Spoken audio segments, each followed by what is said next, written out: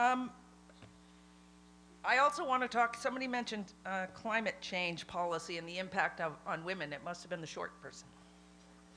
Because I want to read something else, which is another example of how women are still having to struggle in today's world at every single level. Every single level, from the town to the province to the whole nation to the hemisphere to the freaking world, to be recognized. It really makes me angry. I'm not allowed to swear in public anymore. I love the F-bomb. My mother begged me that after the Nobel Prize I would not use it. I've been 99.9% good at that. And let me tell you why I like it. It's a noun, a verb, an adjective, and an adverb. Awesome word. It doesn't have to mean that thing we're not supposed to think about, and that men think about apparently 90 times a day more than we do. Yeah, I don't get it, they're odd, but I got one of my own, so I try to understand. We were very disturbed to hear that the Secretary General Bond, who we were able to meet with a couple of weeks ago to press him on Burma, after the Nobel Women's Initiative held a Burma tribunal and brought 10 or 12 women in from Thailand, Burmese women, to testify against the crimes against humanity, et cetera, by the Burmese military. And it was quite amazing. It was during the 2 weeks of looking at the status of women in New York. Again, disturbing that we have to be doing this. We met with the secretary after that to talk about the situation in Burma. And I don't know if any of you have met him. I've met him only a couple of times. He's a pleasant sort. He seems earnest in an understated Asian way. And I thought he probably might really believe some of the things he was saying about trying to do better. And then I was very disturbed to read that women are being left out of climate decision-making at the UN level. He apparently just appointed a new council of 19 people, climate change financing group last week, 19. Every single one of them was a man. Every single one of the 19 was a man. This is right after, during these 2 weeks of reviewing the status of women, he said, and this is the day before he announced the rouster of 19 men, "We at the United Nations must lead by example." Isn't that funny? "This is why I have made women's empowerment a priority." Except, of course, when it comes to naming them to important positions. "We soon hope to have a dynamic entity for gender equality and women's empowerment within the UN system." I guess that's when they'll appoint women to some of these boards. "That would provide for more coherent programming and a stronger voice for women. I urge the General Assembly to create this new entity without delay by adopting a resolution. Thank you very much for your strong support, and I hope the ambassadors who are present will have heard this strong support. Let me tell you about what I'm doing as Secretary General and how I am leading by example. We have more women in senior UN posts than any other time in the history of the organization. Last I knew it was 3%. I'm now interjecting, I'm stopping because I can't read any more of this. It makes me really agitated. I was at a conference in Hiroshima a couple years ago with Shirin Ebadi. It was peace and nuclear stuff, and there happened to be a UN undersecretary there.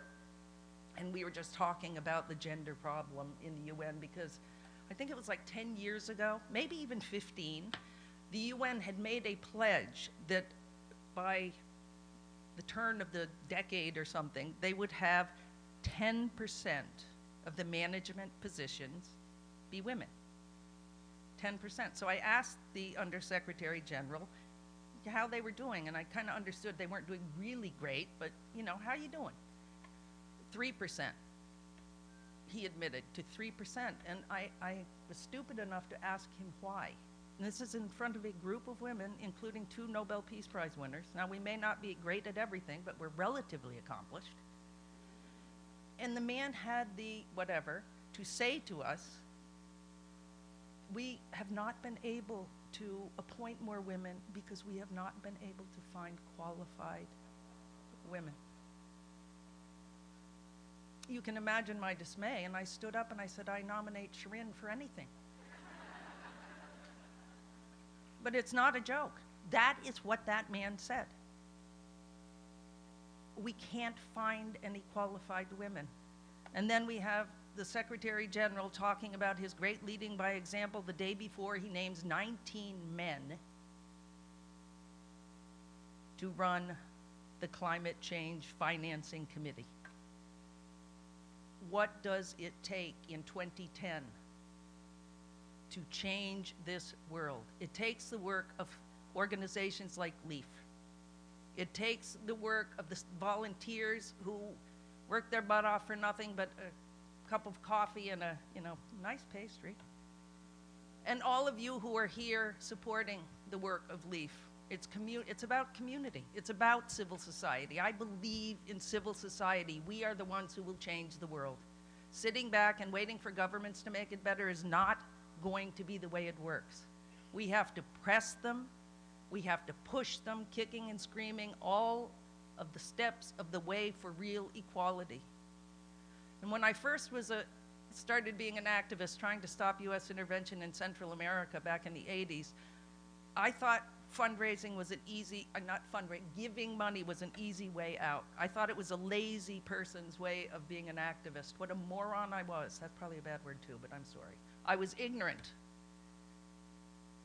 Donating is not a lazy person's way out. Making a choice to support organizations like LEAF is a political decision. It is a decision to support women working for women's equality, and when women are more equal, men are more equal.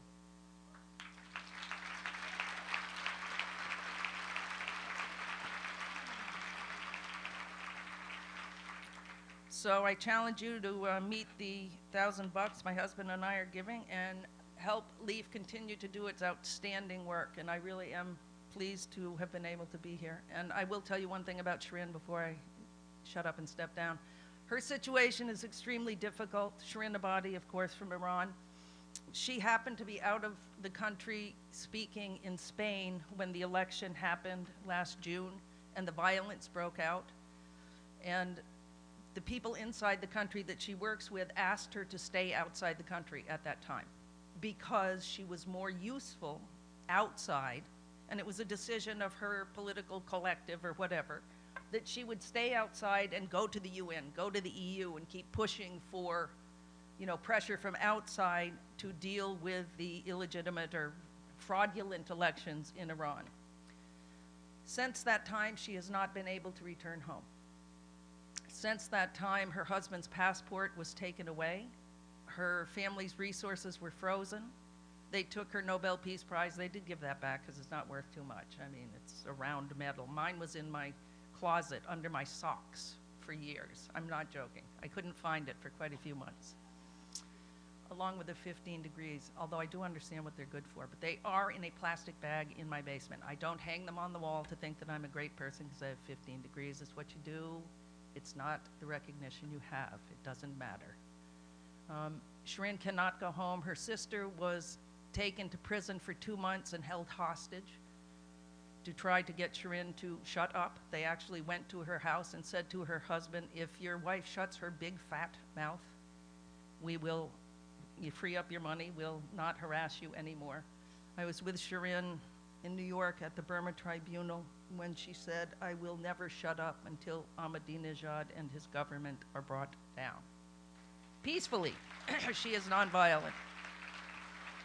She is an amazing woman. I am honored to know her as a friend, and I'm glad that she spoke for LEAF too, because it's a hell of an organization.